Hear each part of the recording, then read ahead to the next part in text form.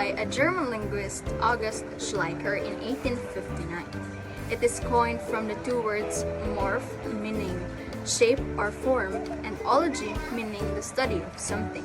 In short, if we combine these two words, morphology is the study of the formation of words. In addition, morphology is also defined as the study of the internal structure of words and forms of a core part of linguistic study today. Let us study the word gugmang tiunay. It consists of two root words which are gugma and tiunay. Gugma is love in English, while in our native language or native word or in our mother tongue, it is called gugma. On the other hand, tiunay in English is genuine. Tiunay is a native word of genuine. If we combine these two words, gugmang tiunay, meaning genuine love.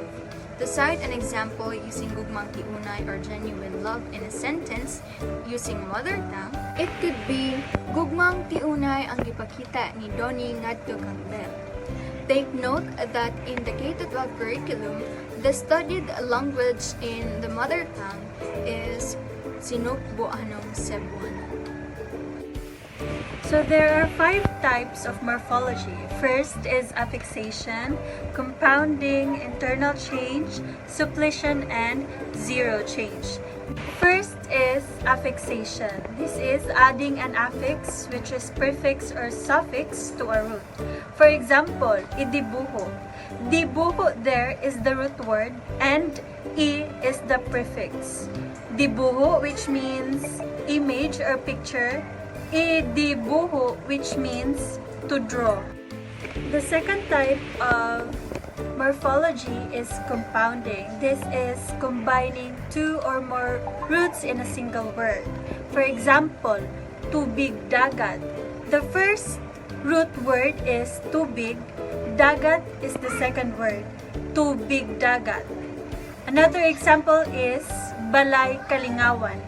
The first root word is balay. The second root word is kalingawan.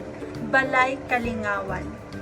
The third type of morphology is internal change. This is changing tenses of the root.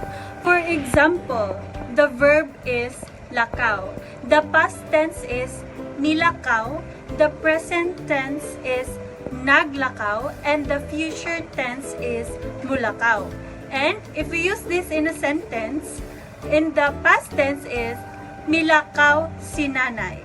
In the present tense is naglakaw kitang duha. For the future tense is mulakaw nako. The fourth type of morphology is suppletion. This is changing part of the root completely. For example, the adjective would be maayo, and the comparative and superlative would be mas maayo and pinakamaayo. The fifth type of morphology is the zero change, which means to change nothing. For example, isda and bangko.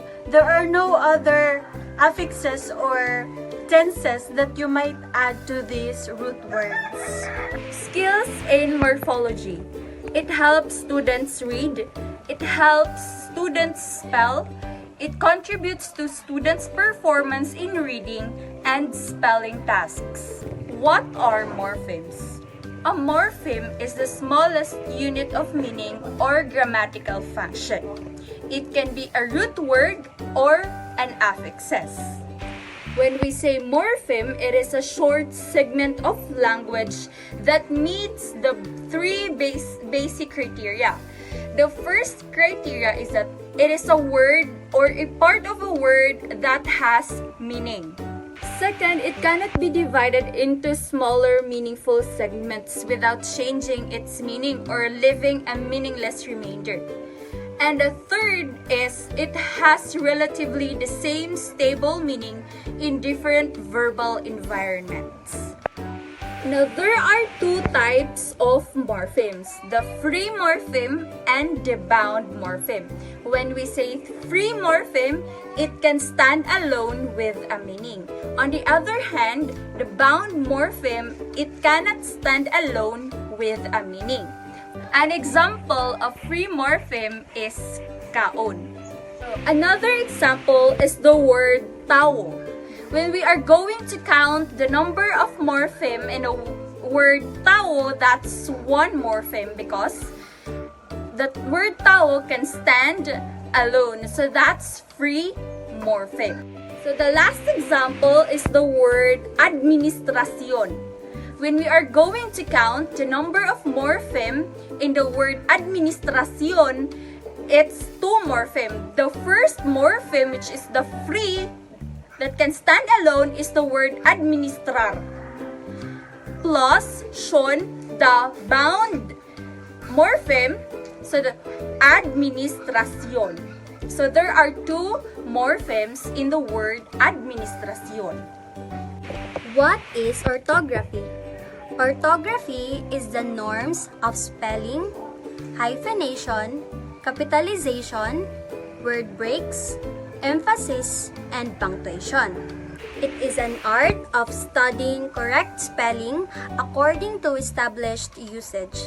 It also starts with creating the symbol upon which a written language is built. Orthography is also the study of letters and how they are used to express sounds and form words. The major type of orthography is alphabetic or visual symbols.